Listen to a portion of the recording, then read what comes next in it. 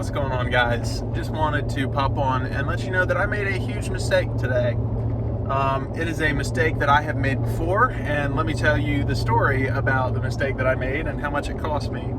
So, before, this has been months, but I got a job removing all the items out of a mobile home because basically the mobile home was falling through. There were actually like mushrooms growing out of the wall. There was horrible mold in there.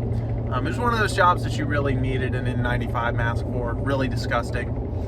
And the lady, who we're going to call Jessica, she took hours and hours and hours and hours of our time insisting that we tried to save certain things, we tried to donate certain things, saying, oh, I just need to think about it for a while, I don't know if I want to give that away.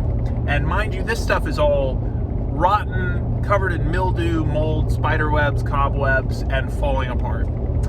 And so it was quite obvious that Jessica had some problems with letting stuff go.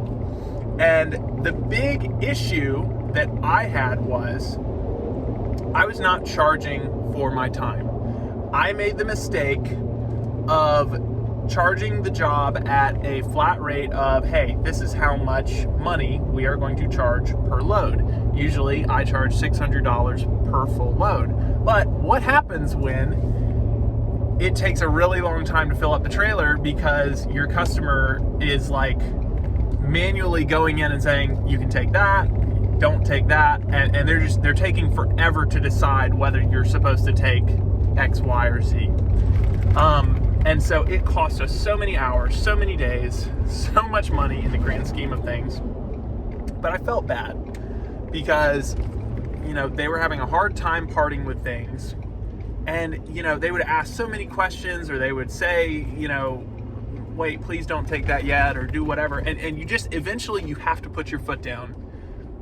And you're really going to seem and feel like the bad guy to that person. And so that's kind of the situation that's going on today, right now. So I quoted out a moving job today at $800. And I was like, even if I underbid it just a little bit, like it's not that bad, like it's still $800. And that might be true, but this customer really, really wants us to donate as much stuff as possible. And not only does she want us to donate stuff, but she also wants us to try to repair stuff and then donate it. Because, the classic thing you hear is it's perfectly good furniture. And yeah, that's true. There might very well be someone out there that would take that stuff. And I hate throwing away stuff as much as the next guy. But, we just took a load to Goodwill and they looked at it and said, we're completely packed. We don't have any room for any big furniture. And that's so common. Like I get paid to do donation pickups sometimes with a certain thrift store that I'm associated with. And even the stuff that I am paid to pick up from people, we'll get it there and they'll be like, we have too much of it. Or, that's not in the shape that we like. And so I don't know what I'm supposed to tell the customer in that situation. And so it just puts me in a hard place, and it costs me a lot of money. Like today, I pretty much decided to block out this whole day for this job because I had a feeling that this was going to happen. The whole reason that I gave a low quote of $800 for this whole situation, because it's a 10 by 35 foot storage unit, which is huge. But the reason that I gave the quote was because she said that, she was running kind of low on money, and I don't blame her. She was spending over $400 a month on this storage unit for 8 years. They were just about to up the rate to $500, and we did the math. If over the course of 8 years, you paid $400 to $500 worth of rent for a storage unit, I mean, that's upwards of $30,000 to $40,000, which is a lot of money.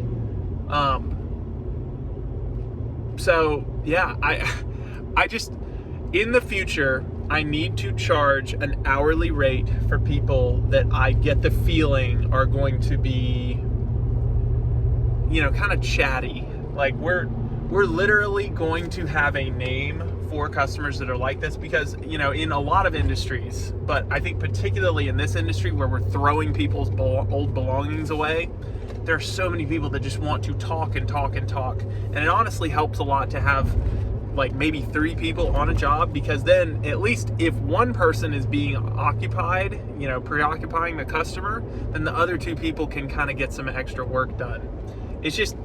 It's so hard in today's day and age where there's so much stuff. Like consumerism is everywhere. Like the amount of clothes that have to get thrown away or that end up in a landfill somewhere, or furniture items, all that stuff, it's ridiculous.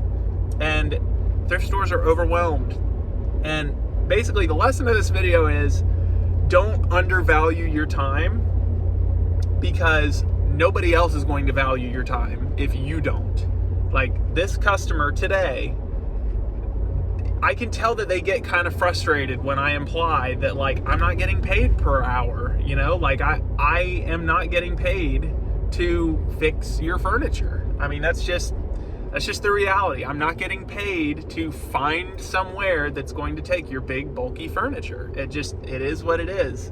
And I don't think that makes me any worse of a person. I have to take care of my family, and if someone's not going to respect my time, then I have to put my foot down. The Lord does not call us to be pushovers. He calls us to be nice, and I've certainly been nice.